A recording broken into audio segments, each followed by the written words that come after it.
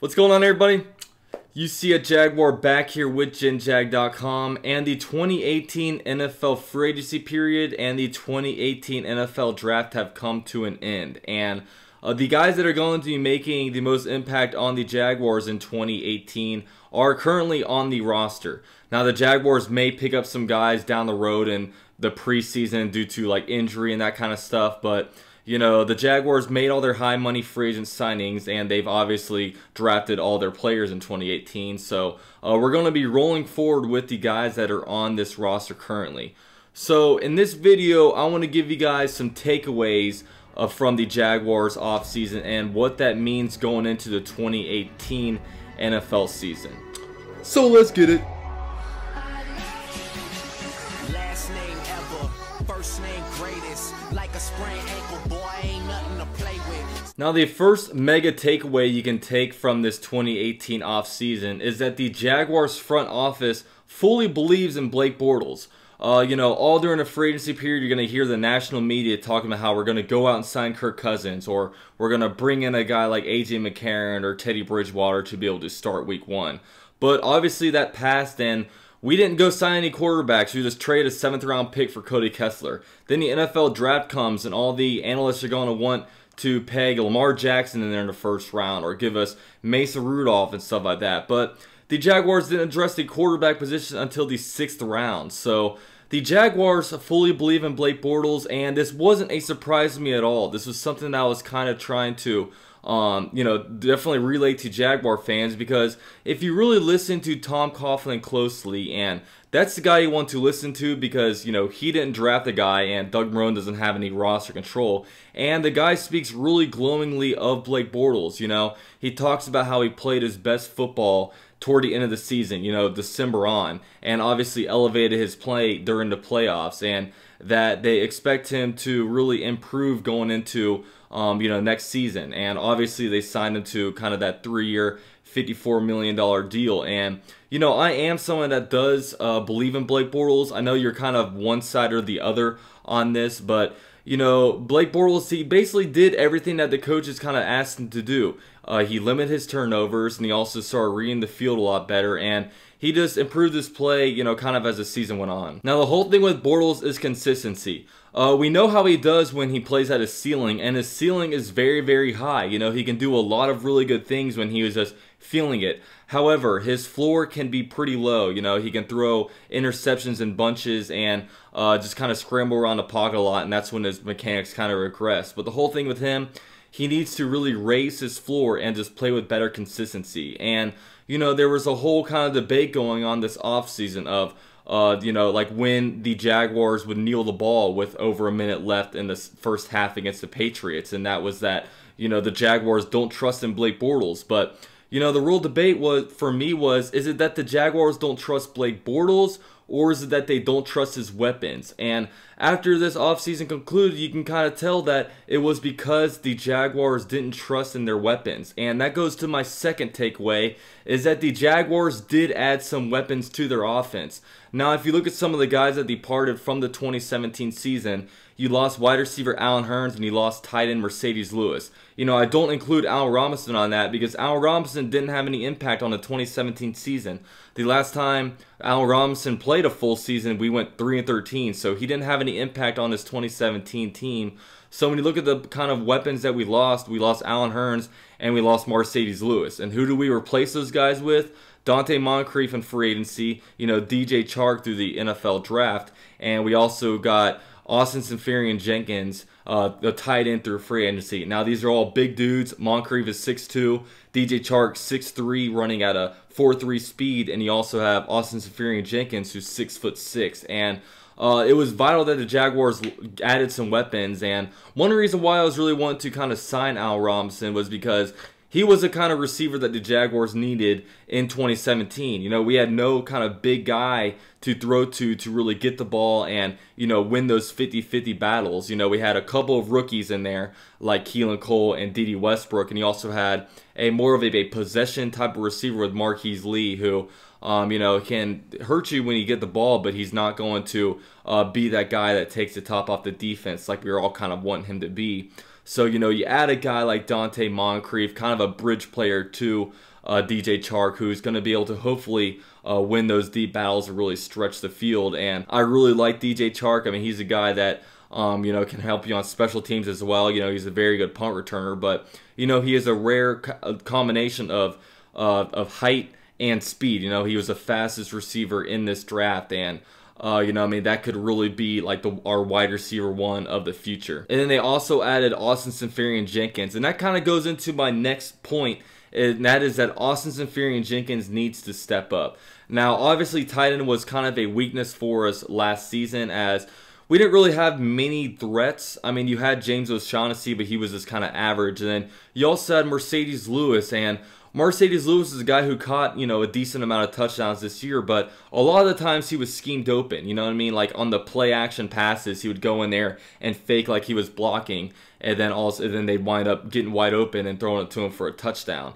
And then, you know, Austin Seferian-Jenkins, he needs to kind of step up just because the Jaguars had tight end as a need going into the NFL draft, but they were never able to kind of address it because they never saw the need fit or the value really fit the draft spot that they were drafting at.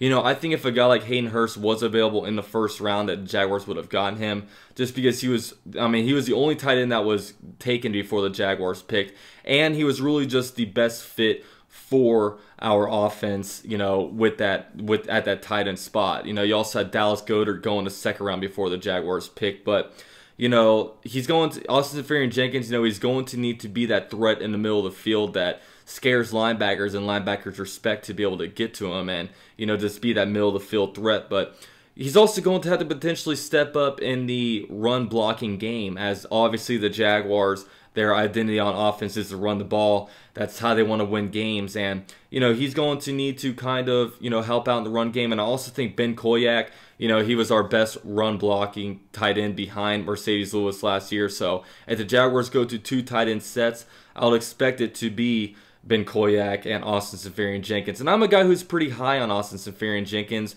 I wanted the Jaguars to target him before the free agency period began.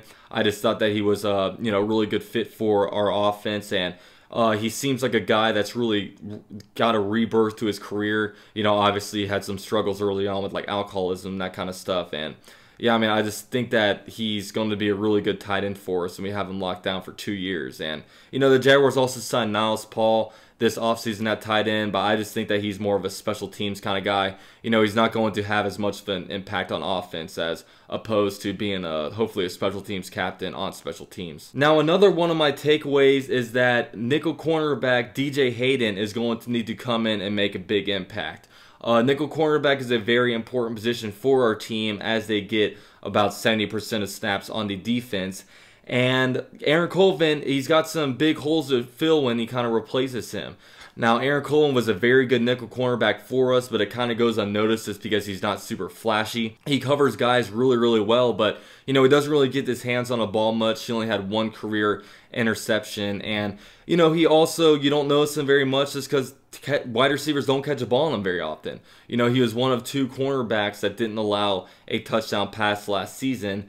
And he's just a very good cover guy, and he's also very, very good when it comes to blitzing and just open field tackling. So DJ Hayden, he's not a guy that's really been super, super good throughout his kind of career, you know, just because of injuries and all that kind of stuff. But, you know, it's going to be easy for a team to expose a guy like him just because you have A.J. Bouye and Jalen Ramsey, you know, 2 all-pro cornerbacks. So generally when that kind of stuff happens, they want to throw to the weak link, and in this case it's going to be DJ Hayden. So DJ Hayden is going to need to step up and make big impacts for the Jaguars defense this season. Now, another takeaway is that Blair Brown will most likely be our starting strong side linebacker.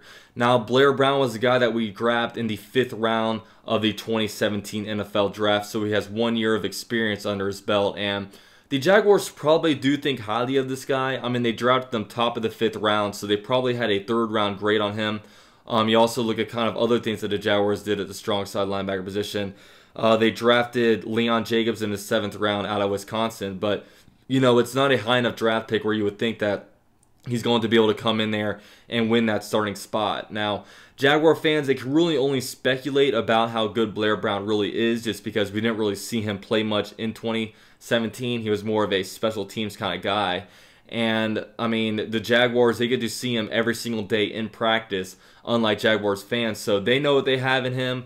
But, you know, Jaguar fans and analysts and stuff like that, they're just going to have to kind of wait to see him on the field to really form a good opinion, a good, you know, well-opinionated opinion about this dude. Now, another takeaway is that the Jaguars addressed their needs in free agency, which allowed them to draft the best available player in the draft. Now, you know, you look at some of the kind of needs for the Jaguars. You know, they had a need at wide receiver, which was, you know, addressed by signing Dante Moncrief. They had a need at offensive guard. They addressed that by signing the best guard on the free agency market in an all-pro named Andrew Norwell. They had a need at tight end, addressed, you know, they signed Austin Seferian-Jenkins. They had a need at the nickel cornerback position, and they signed DJ Hayden. So that allowed us to go into the draft and be able to, you know, make our strongest unit stronger with drafting a defensive lineman like Taven Bryan. It allowed you to be able to draft a safety to come in there in the 3rd round, and Ronnie Harrison out of Alabama to eventually replace, you know, like a Barry Church, you know, probably in 2019. And just, you know, they were able to just really go with the best available player on their board instead of feeling like, you know, if they didn't address the offensive guard, then they might have gone with a Will Hernandez or something like that in the 1st round, even though they didn't really feel like he was the best value at that spot. So it's a position that not many teams are really in, just because, you know, a lot of people, the reality is about 80% of teams are trying to kind of draft to fill needs because their roster isn't as good as the Jaguars. So yeah, that's another one of my takeaways. And another takeaway is that the Jaguars defensive line is nasty, and it's really, really scary. I mean, you have 8 guys in there. I mean, you look at your strong side defensive end position, you have Calais Campbell and then Dewan Smoot backing them up. At your rush defensive end position, you have Yannick Ngakoue and then Dante Fowler Jr. In the interior of your line, you have guys to cycle in like Malik Jackson, Marcel Darius, Avery Jones, and newly 1st round pick Taven Bryan. So it's ridiculous how good our defensive line is. I mean, our backup defensive line is a lot better than a lot of starting defensive lines in the NFL. And what a luxury, what a good thing that is to just be able to come in there and get some fresh bodies in there to be able to rush the passer. And another takeaway, going off the defensive line being scary, is just our roster is really, really good. I mean, you're going to be seeing a lot of Pro Bowlers and All-Pros coming out of here. I mean, we already have the 2nd most amount of players in the NFL Top 100. And, you know, there was a point where kind of our bright spots on this team, you would look at Maurice Jones-Drew and Josh Scobie. But now the roster is just scary good. It's, you know, we're very much ready to make a Super Bowl run. Our roster is better than it was last year, and it's great time to be a Jaguar fan. I know I've been a struggling Jaguar fan being a young guy, you know, not seeing the Jaguars really reach a playoff since I was in 7th grade. So now the Jaguars roster is really, really good, and it's going to be a really exciting team to really see what we do in 2018. So yeah, those are kind of my takeaways from the Jaguars offseason. Let me know what you guys think about the offseason, you know, what kind of potential like critiques that you guys might have. I really like what we did, and if you enjoyed the video, please leave a like, subscribe to the channel, really helps me out. And yeah, with all that said, this is UC at Jaguar with JinJag.com, and I'm out.